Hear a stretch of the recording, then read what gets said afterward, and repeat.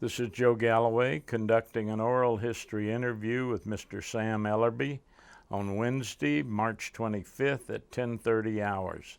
We are located in the Atlanta History Center in Atlanta, Georgia. Sir, before we talk about your experiences in Vietnam, I'd like to get a little biographic information about you. How old were you when you went to Vietnam? I was 21 years old. Who were your family members? I had my mother was still living, and I had two brothers who had previously joined the Army and served in the Army, and I have a sister younger than me. And you were single? I was single, first tour. What was your hometown? It was Thomaston, Georgia.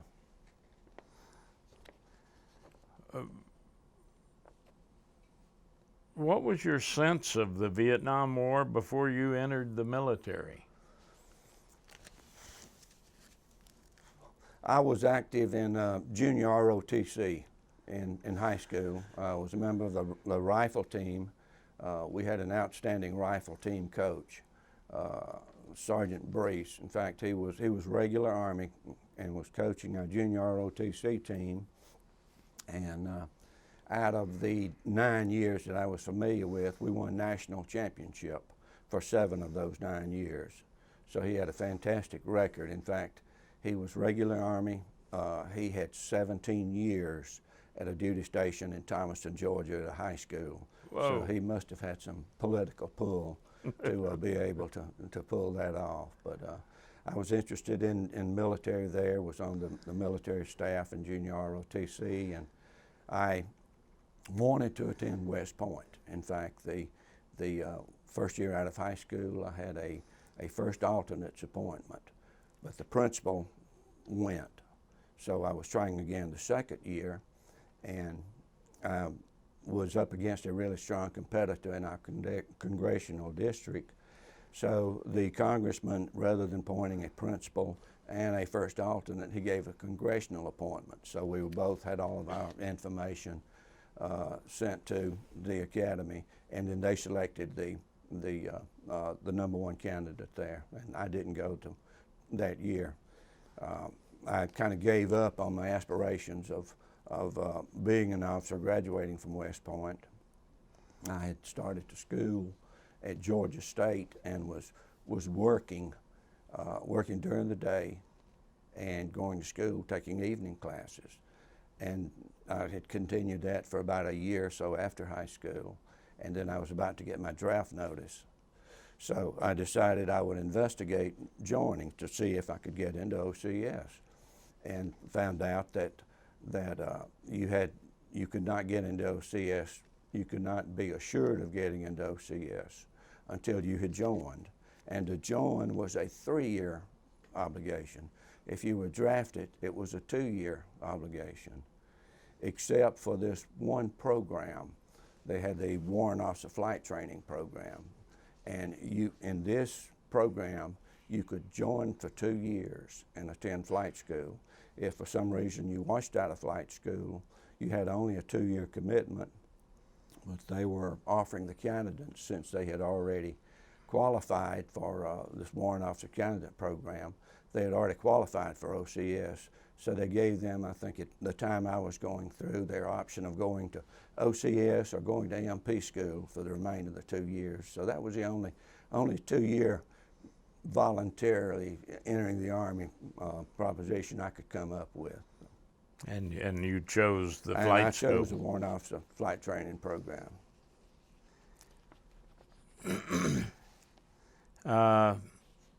Where'd you do your training?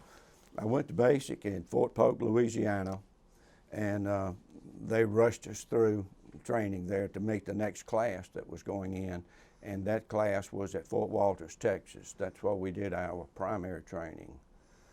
Your flight school? Flight school. And then to Fort Rucker? Then went to Fort Rucker for the advanced training, tactics, and instrument training at Fort Rucker.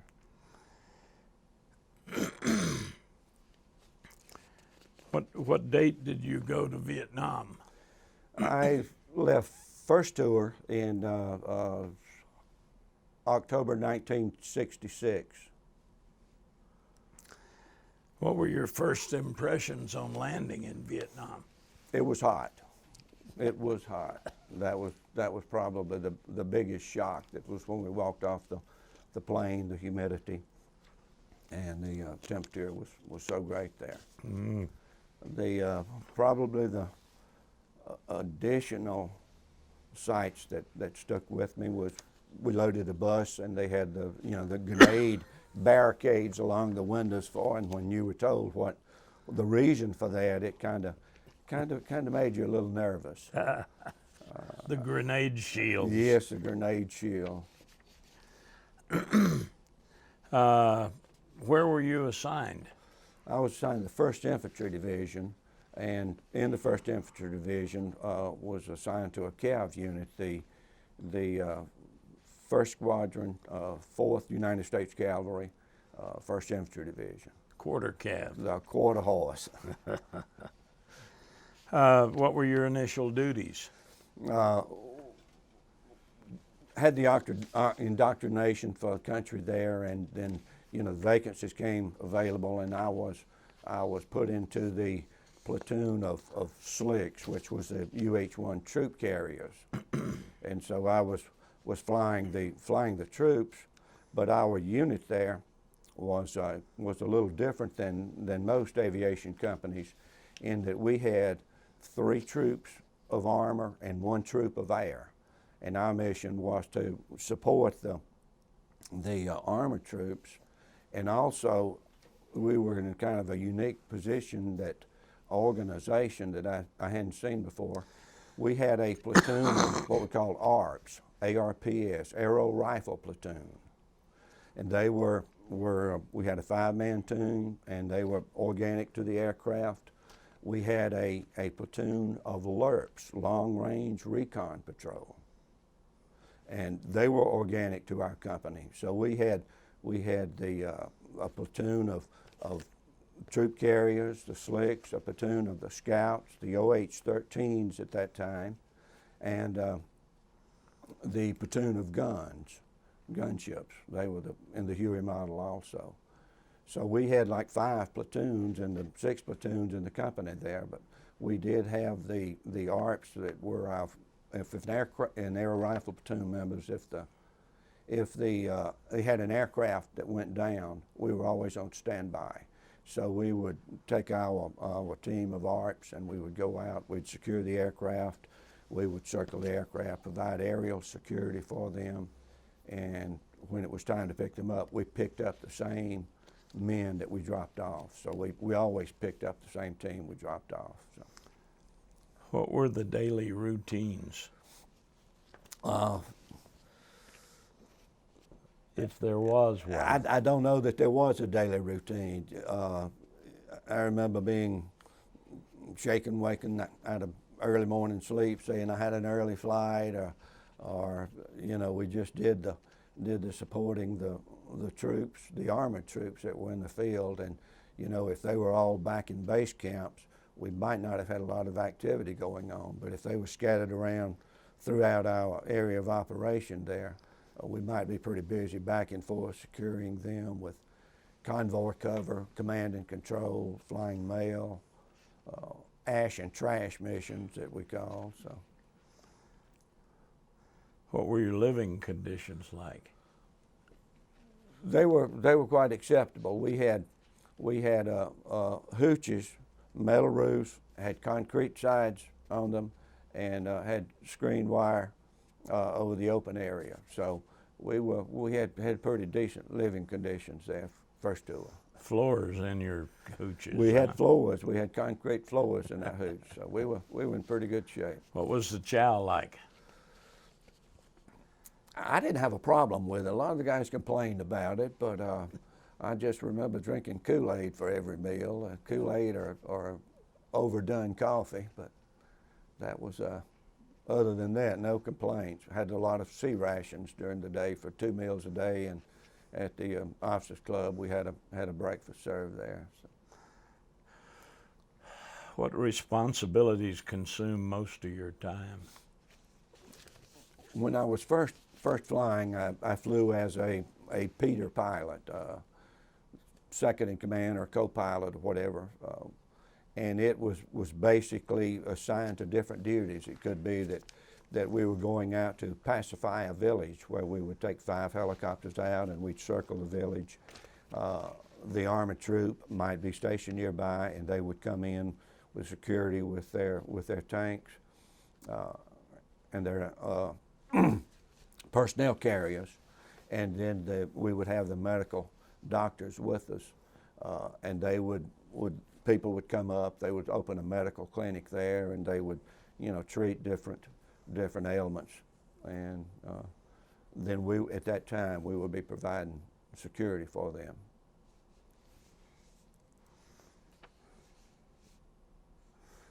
What were your impressions of the Vietnamese people? Or did you have much interaction? When we would do the village pacifications, it was amazing, and really got to see some of the villages that were the villagers that lived in these villages, and it was amazing. The young people, the boys and the girls there, they're still boys and girls. I'm hairy arms, and I'd always have sleeves rolled up like this, and I've got pictures of kids running up, and they're being friendly, and then saying, same monkey, same monkey. So I enjoyed seeing the youngsters there, and I've got a couple of photographs of that I have wondered, what has happened to these young men, these women. Did they go to become Viet Cong, or are they still alive? But often wondered about what had happened to the kids there. Describe your friendships with and your impressions of your fellow troops, your Americans. It was a brotherhood, and I think really that closer there with those guys than regular blood kin. I mean, it's a different type of kinship. Did you form friendships with men from different racial and social backgrounds during your time in Vietnam that you might not have had in civilian life? The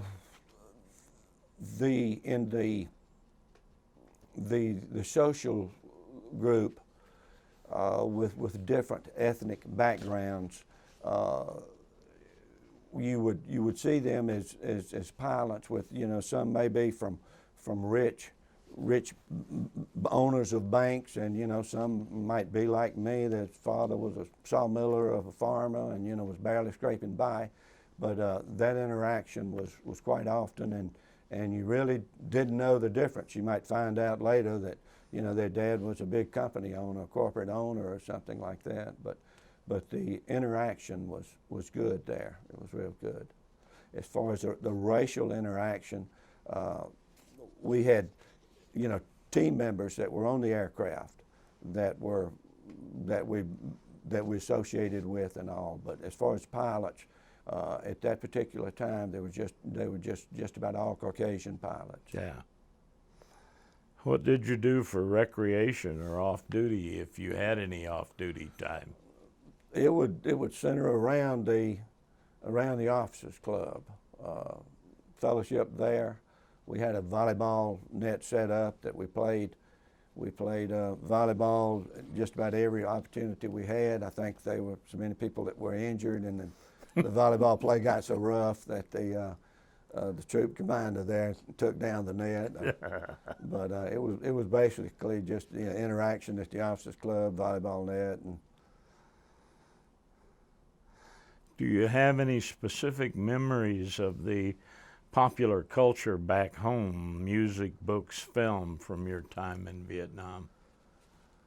Nothing that really sticks with me. Yeah. I mean, I've realized what was going on, the opposition to Vietnam, and from some of the letters from some of the people, but nothing that I considered significant. Yeah.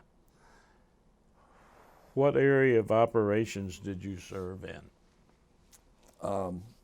Was in the 1st Infantry Division, 1st Tour, was in Operation Attleboro, Cedar Falls, Shenandoah, Junction City 1 and 2. Those So were all big operations. We were big operations, and we participated in all the big operations, but our function was, I saw a lot of small enemy action. We would get in, we'd run into something a lot bigger than our platoon could handle, and then they would scramble out a battalion or whatever from the Infantry Division. We'd pull our people back out. Yeah. So we never saw any real big action, but a lot of small stuff. What were your emotions at the time? I was glad to be able to fly. I felt I was participating and doing something and accomplishing something, and that you know, I was doing something that was worthwhile. You know, the emotions from fear to loneliness to, you know, frustration, they're all ranked in there. I mean, they're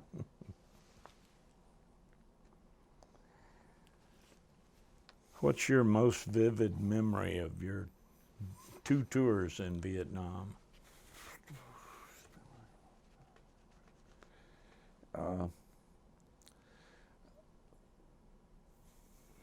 I saw some deaths up close. I had a door gunner that died in my arms. We were on the ground. Those memories, I pulled a pilot that was shot down out of the jungle, and he was in the jungle at a clearing that there was no place to land, but I took the helicopter down and kind of used it like a lawnmower, but had to go down low enough that we could pull him in, and had to replace all 4 rotor blades, but we made it out. You know, those are memories that stick with me. You know, there's so many memories that come up that you can be driving down the road and see something out the window, and it'd bring back a memory. But you know, the memories are always there, just beneath the surface. Describe for me the best day you had during your Vietnam tours.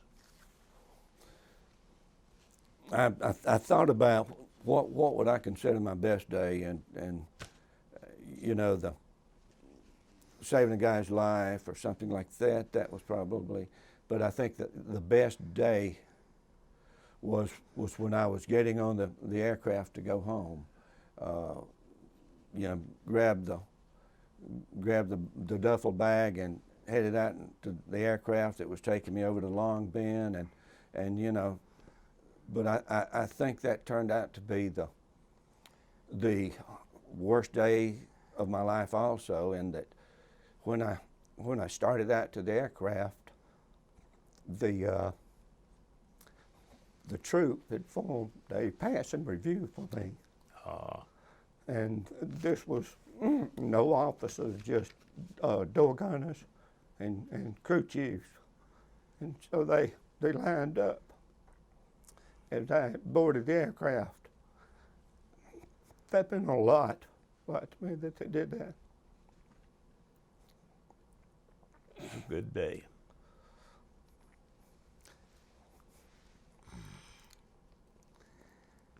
Describe for me the worst day you had during your tour. I kind of think that was it. You think that was both? I think that was both. The first part of the day was the best part. The worst part was knowing that I was leaving, and they were not leaving, and that I felt like I was leaving them with a job unfinished, and I still remember that. That may have been the best and the worst. Yeah. How much contact did you have with our allies? By that I mean the Filipinos, the Aussies, the Koreans, the Thais. We, in flying our aero rifle platoon and our long range recon patrol, we also were involved with a group that we called the Kit Carson Scouts. and these were defectees from the North Vietnamese Army that had transferred to the South Vietnamese Army, and that they were forming a team, a long-range reconnaissance patrol. And when we loaded those on the aircraft, they were all armed with, you know, M1 carbines, AK-47s, you know, wearing coolie hats, sandals and black pajamas, and you really, it kind of scared you when they were coming out. The MPs would bring them up and unload them at your ramp there, and they would come to the aircraft, and there was just a little bit of intimidation or fear or whatever the word you want to use for it when they were getting on your aircraft, and you had instructed your crew chief and door gunner to make sure that they got off with everything that they got on with, that they didn't leave a hand grenade with a pin pulled on it underneath the seat, and that once they got off the aircraft, then they were instructed to not to look back toward the aircraft. Once they got off, they would head for the bushes for cover, and you instructed the door gunner that if they look back like they're going to return fire on the aircraft here, you know, go ahead and take them out. So we would drop this team off, and we would drop them off at a certain landing zone, and a pickup zone, maybe downriver. We picked them up 3 days later at noon at the intersection of a river or a hill or something that was easily identifiable. They had no radios, and to identify the pickup zone, they were to pop 3 smokes, chemical smokes, colored smokes, and it was to be in sequence, maybe purple, red, and yellow. And that was a sequence that we would know that it was safe to come in and pick them up. So I was flying pickup, and we were circling overhead at 12 o'clock on the 4th day, and we were at that particular pickup, and we saw one yellow smoke. I said, oh goodness, you know, what does that mean? What are you going to do? So that's a decision that young people made that normal civilians can't understand, the enormity of making a decision like that as to whether or not that was a team member there, the other 2 team members were lost, or whether that it was a trap that you were being suckered into. So luckily we made a good decision. I guess it was a right decision, but we went in and we picked up one of the team members. The other 4 team members were not present, and we picked up the one guy, pulled him on board. You know, he was a team member. He was Vietnamese, but he was still part of the team. So we picked him up and brought him back. We never heard what happened to the other 4 team members, whether that he turned, he shot them all, he was going back, or whether he was the only one escaped, but we never did know the rest of that story. But that's just a decision that we were faced with. How much contact did you have with your family back home? Once the mail came through, it was pretty regularly. You know, I would try to write home every other day, and I got letters from family, friends, every day. How much news did you receive about the war from home? I had a local newspaper from Thomaston, Georgia, and the editor there was pro-Vietnam soldiers, and the news that we received locally really supported us in that area. The rest of the information just came in through the major networks.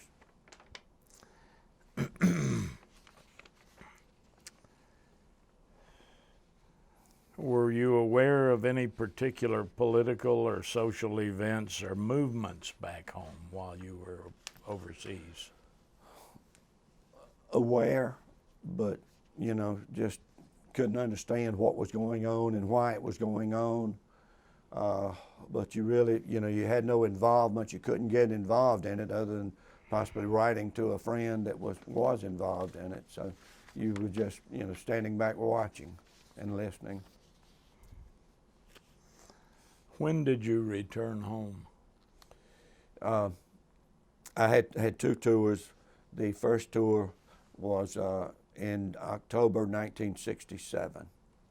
I went to Germany for a little over a year, and I got orders to go back to Vietnam in April of 1969. I had only 9 months left in the Army and got orders to go to Vietnam. But once I got there, I saw the need and the reason for that.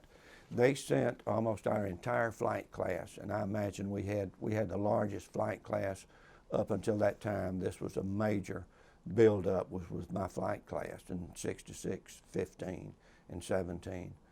Out of the 175 people probably on board the aircraft, I guess 125 knew each other and had been there before.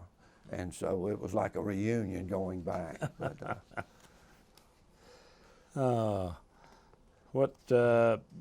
Describe your return home from the second tour.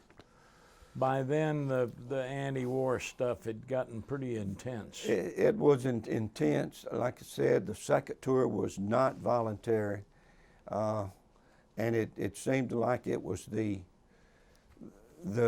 was my worst tour. And I'll if you'll listen to me, I'll go in and kind of tell you why. And this was with the first Cav. I had been there for a year. I had 2 Purple Hearts from the first tour.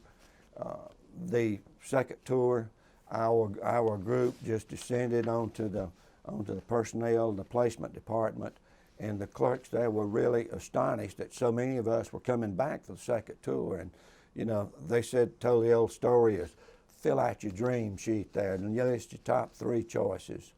And we can't guarantee you where we can get what you want, but we'll try to since you've already been here. So I was in the area trying to develop a positive attitude and was saying, I know this area well, I can survive, I can make it. Plus I was married. And being married makes a big difference there. One of the common sayings, well, a new guy coming in was, what's a safe altitude to fly around here? And the standard answer was 1,500 feet above ground. If you're married, add 1,000 feet, and for each child, add another 500 feet. So that was a safe altitude, and that was the attitude. That was the attitude between single and married, I thought. But so I was still trying to maintain this positive attitude, and I listed the VIP flights I knew and the areas I knew that was seen fairly secure first tour, and I said anything but the first Cav. And they sent you straight to the first Cav. First Cav. So I was still trying to develop that positive attitude in the first Cav, and I said, they got a brigade here at Phuc Vinh. You got one at Quan Loy, one here at Benoit in this area, and one at Tay Ninh. I said, I know that area real well, so I'm going to choose either one except the one at Tay Ninh. Sent you to Tay Ninh. So I got sent to Tay Ninh. So I was still trying to maintain a little positive attitude, and we were flying in, and there was Nui Ba Dinh, Black Virgin Mountain in the distance there, and it was like an ice cream cone turned upside down on a table. The land was all flat except that one mountain there. So saw Nui Ba Dinh in the distance, and I said, I'm familiar with this. I've landed there several times. I know all the area around this. It's a big city. It's a secure town, and got a good perimeter around it. I was still trying to maintain that attitude. And then when I got up, I looked at I could see all of this, and I could see the perimeter, and one little bulge in the perimeter, outside the perimeter, where they just added some concertina wire around it. I said, oh, shit. So that's where I ended up, outside the perimeter. So that's what started the Tay Ninh, and I really did not have that much time left in the Army. I tried not to develop a closeness or a friendship or the brotherhood since I only had half a tour there that I did first tour. And was flying as a co-pilot. I had to fly there for several months before you had aircraft orders cut for you. Was flying as a co-pilot, and we got shot down one day, and we were landing in a secure area, and then I went to the troop commander and said, "Look, we pull a duty. We have to fly the battalion commander. Our company has to support the battalion commander in his command and control." And it was a duty roster that every pilot had to get on that list and to fulfill that duty. I said, I'll be the permanent C&C pilot, the command and control pilot, if you'll go ahead and cut orders for me. So they cut orders immediately for me to be aircraft commander, and so I flew with the lieutenant colonel as my co-pilot the rest of the tour. Now, I went where he wanted to go, but and I told him for sure whether we could get there or not, but I had the lieutenant colonel for my co-pilot there. And he didn't want to get shot at either. You said you had 2 Purple Hearts from your first tour? First tour. Any on the second? None on the second. Tell me about the first 2. The first tour I had been in country about 3 weeks, and I was flying as co-pilot, and we were doing a village pacification. I think it was in Operation Attleboro, I believe that was one, and where we would take the armored vehicles into the village, and we would fly security around the village. And so we were flying security all around the village, and we were looking for anybody going in or coming out or any fighting positions or anything. And we saw looked like a fighting position. So we started to land our 5-man team to check it out. And as we started to land, Viet Cong jumped out of the spider hole probably 50 feet away on my side of the aircraft, and he had an US M1 carbine, and he turned and he aimed it and was shooting at me, and I turned around and told the door gunner to take him out, and the Viet Cong shot at me 5 times. He shot at my head 5 times. 5 rounds came through the partition that held the door off here. And I took metal and plexiglass in the face, but I had my visor down. So I was lucky there. That was a minor wound, but I was lucky there that he just missed me. The aircraft was still moving forward a little, and he was aiming for a Steele helicopter. Well, so he missed me there. You're lucky he didn't have an AK. Mm-hmm. Mm-hmm. That's right. The door gunner got him and the weapon, I think. But that was the second one. I'm sorry. The second Purple Heart. The second Purple Heart came on the day before Junction City 1 took place. Our mission, we had a lot of special missions that you could move a company like something like that. So our operation was not in the area that Junction City took place. It was just outside Junction City area that we had a free fire zone. We made several landings and takeoffs like we were preparing for a major operation. In fact, that's what the goal was to make the North Vietnamese and the Viet Cong think that we were moving in an operation outside Junction City. So we were flying there, and we saw a couple of North Vietnamese running down the road, and so we went down to engage them, and they jumped in the foxhole, and we realized that we had been suckered into a trap. So we took several bullet holes. I think it was 43 bullet holes through the aircraft. We took one 50 caliber round through the rotor blade. We had 2 people on board wounded. I was flying co-pilot that day. The aircraft commander in the left seat had a piece of plexiglass. It was about 14 by 14 over his head there. That just was a sunscreen that was like sunglasses. It was had the film over it that was green. We called it the greenhouse. He had 9 bullet holes through that piece of plexiglass, and he did not get a scratch. But you got hit. But I got hit in the arm, and luckily we were 5 minutes from an aid station. Lost a lot of blood, and had I not been in the aircraft, I might not be here today. Chances are I wouldn't be here today. But I lost some vein and nerve in the right arm muscle. But we were at an aid station, went to Lyke, and then they stabilized me. Then I flew on to Benoit, to the 3rd Surgical Hospital there. Describe Coming home from that second tour. It's what, 1970? 1970. I got an early discharge to go back to school, so I was down from like 9 months to 7 months. So I was Vietnam one day, left for Vietnam, landed in California, and you could not travel in uniform. So threw my old uniform away and came home in civilian clothes. I think spent one night at home. The next day, I stood in line at Georgia State. I had pre-registered at Georgia State here in Atlanta, and was standing in line. They had gone through a couple of different ports there, stations there, and was standing in this one long particular line that had 3 or 4 different lines, tables going to this one table. And as I worked my way up toward the front, and when I got to the front of the line, the girl looked up at me and she saw I had a haircut that was a day old, and she closed that line down and got up and walked away.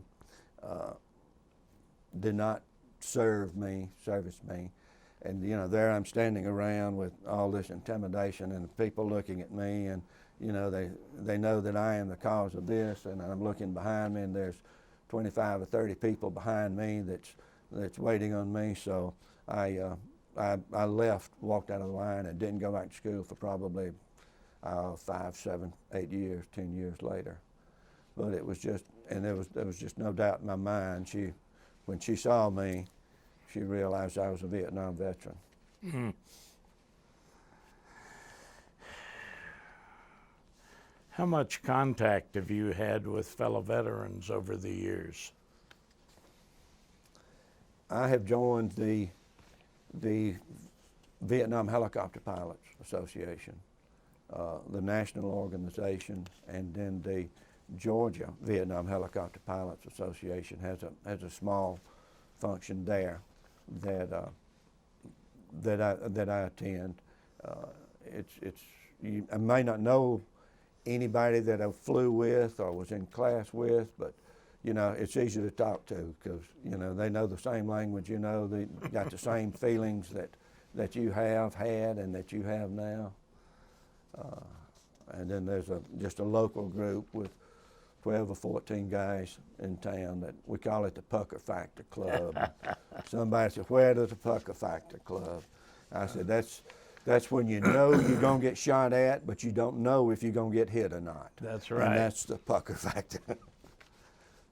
Did you have any difficulty readjusting to life as a civilian after the war? I had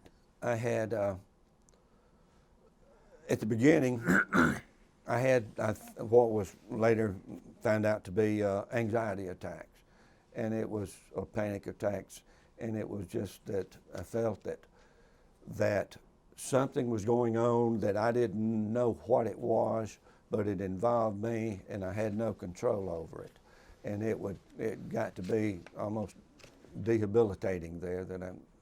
And then I couldn't figure out what was wrong. I had never heard of a panic attack. I didn't know anxiety. didn't know what that was. And then finally I met a friend that I tried to explain this funny feeling that I get that to her, and she said, "It's a panic attack." And then once I realized what I was facing, I worked toward controlling it, and I've got it pretty much under control.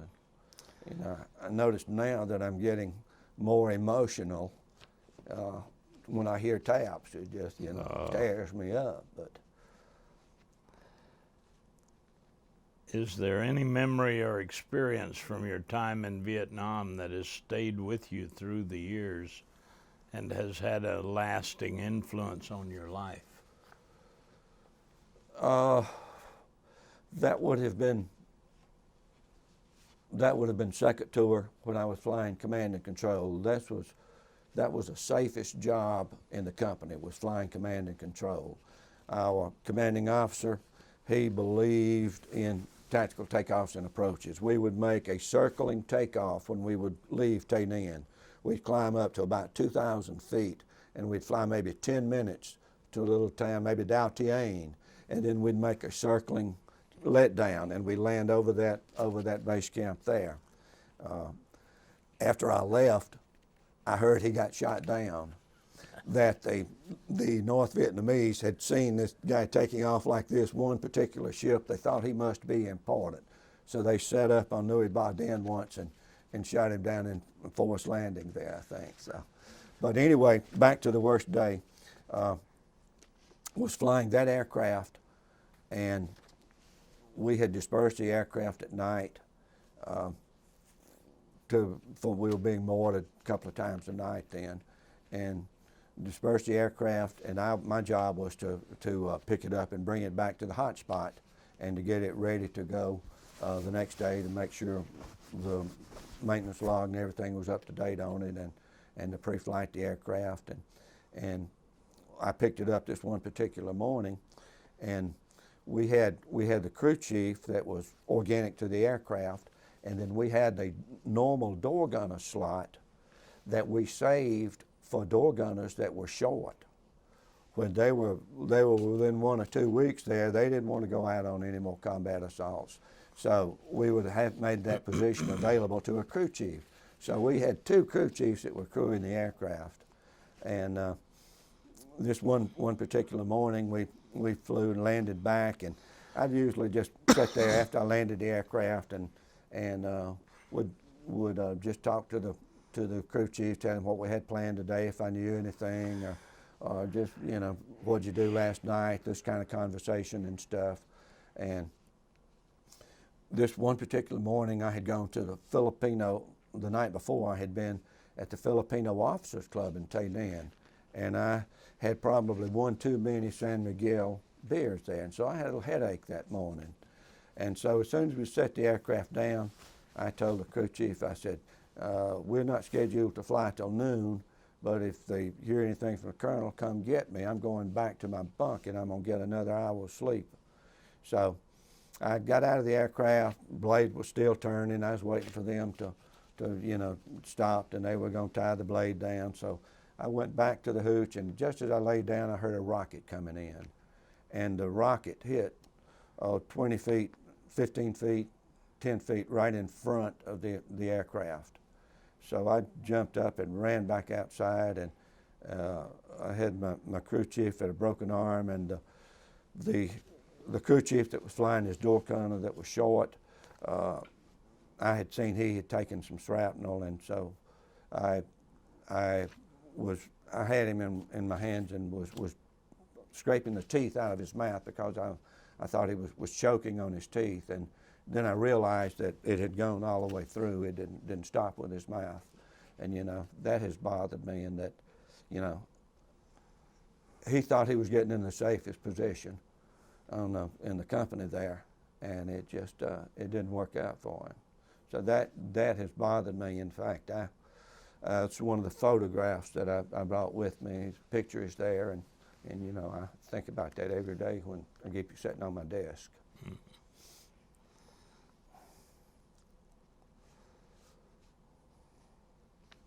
How did your experience in Vietnam affect the way you think about veterans coming home from combat today? I am so glad to see the veterans today getting the respect that they deserve. At the airport, it's just amazing to see veterans come by and then people stand and, you know, buy a drink. And I remember we couldn't fly in civilian clothes. I mean, we couldn't fly in military uniform. We had to wear civilian clothes. So, you know, it was like we were trying to make you ashamed. Yeah. And I am glad to see the honor that's given the troops today. How do you think the Vietnam War is remembered in our society today? I have seen, I think, the general populace that the soldiers weren't the bad guys. The war may have been bad, but the soldiers were not the bad guys. Yeah, that's it.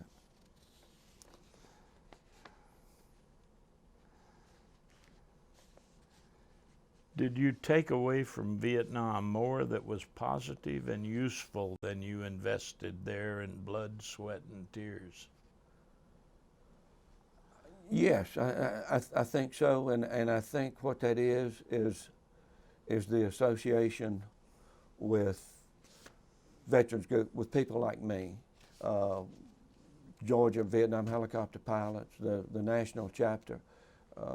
You know, if I had gone straight to college, gone to an Ivy League school or something like that, I doubt I would still have those reunions with that college or whatever. I think that was really my education. In the end, what did Vietnam mean to you and your generation?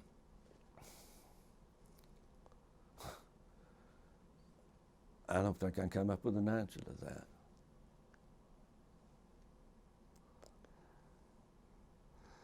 Are there any lessons you took from Vietnam you would like to pass on to future generations? I think the biggest lesson I learned was that kids, 18, 19-year-olds, can make big decisions. They made big decisions. Civilian life, I don't think I know they're not faced with those decisions. I know when my two boys were 18, 19, 20, 21 years old, you know, I thought it was a big decision for them if they were going to buy a motorcycle or a car. And, you know, that would be the major decision in their life, I think. But there were I saw some young people, some of the team members in our aerial rifle platoon that they made some big command decisions.